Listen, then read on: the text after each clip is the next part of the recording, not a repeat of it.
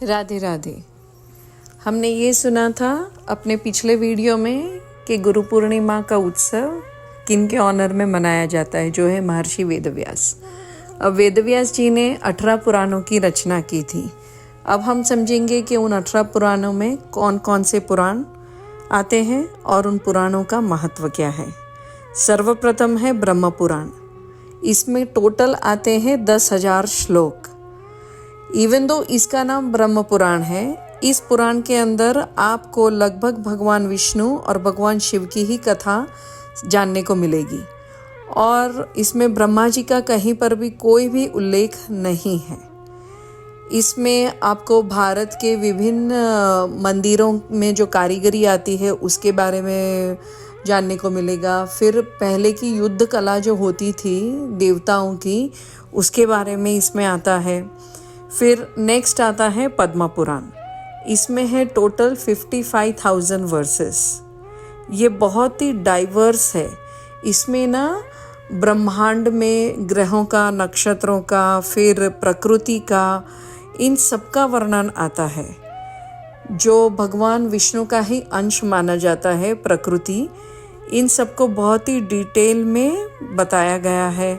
जैसे इसमें ना बंगाल और नॉर्थ साइड का त्रिपुरा क्षेत्र, ये सब कुछ इसमें वर्णन आता है। और भगवान विष्णु के अलग अलग अवतार जो उन्होंने भगवान शिव की सहायता से लिए हो। जैसे इसमें भगवान शिव के आराध्य अगर दिखाते हैं तो ये नहीं देखते हम कई सीरियलों में भी और हर जगह हमें ये देखने को मिलता है कि भगवान शिव भगवान श्री रामचंद्र जी की खूब आराधना करते थे और उनकी सेवा के लिए ही उन्होंने हनुमान जी के रूप में जन्म लिया था जब भगवान विष्णु श्री रामचंद्र जी के रूप में आने वाले थे। तो इसमें भगवान श्री राम और माँ सीता का वर्णन आता है, इसमें रामायण का वर्णन आता है।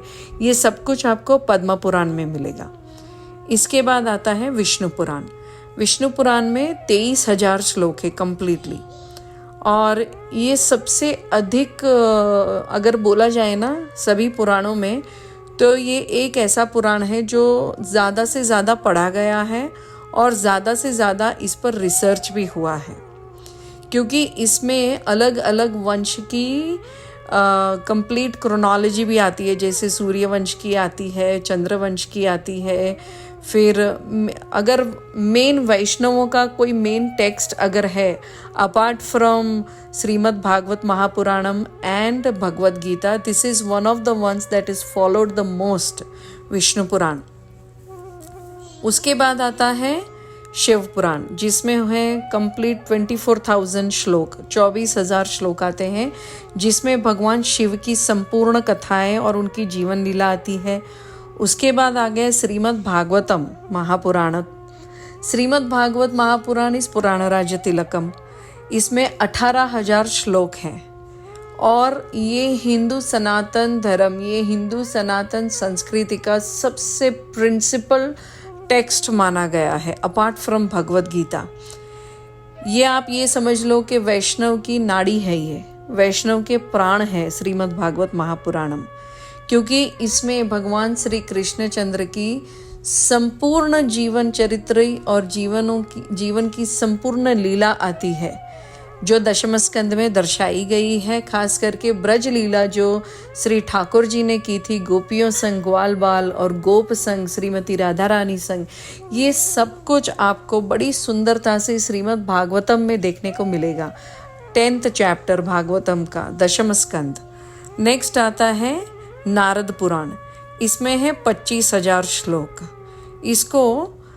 इसमें मेनली क्या आता है, 4 वेदों का वर्णन आता है।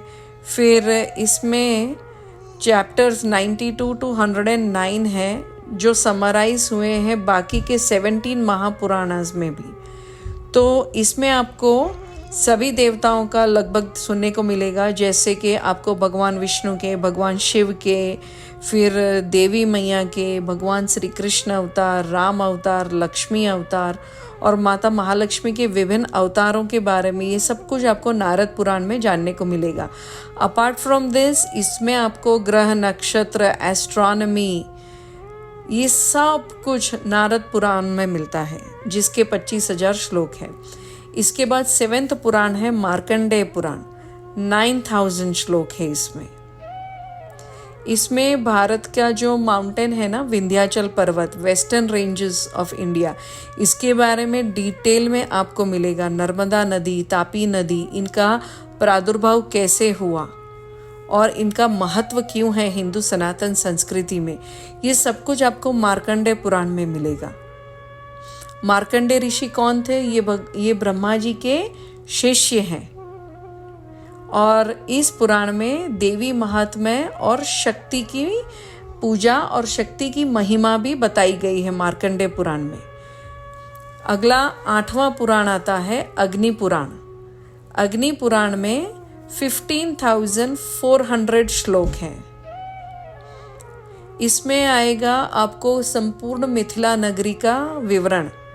इसमें आएगा जैसे व्याकरण, अपनी संस्कृत भाषा का व्याकरण, वास्तुशास्त्र, फिर आयुर्वेदा, फिर अपना जो पहले के ज़माने में भगवान के टाइम पे और पहले के बहुत अर्ली सतयुग, द्वापर और त्रेता में जो आर्कियोलॉजी थी, जो सिविल कंस्ट्रक्शन के जो प्रिंसिपल्स होते थे, सिविल इंजीनियरिंग के, मेडिसिन के, ये सब कुछ आपको अग्नि पुराण में जानने को मिलता है।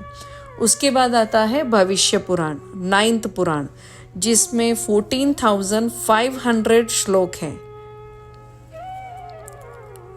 भविष्य पुराण, ये आपको नाम से ही पता चल जाता है कि इसमें आपको क्या क्या समझने को मिलेगा। इसमें you will get to know about Brihat Samhita and शांब Purana.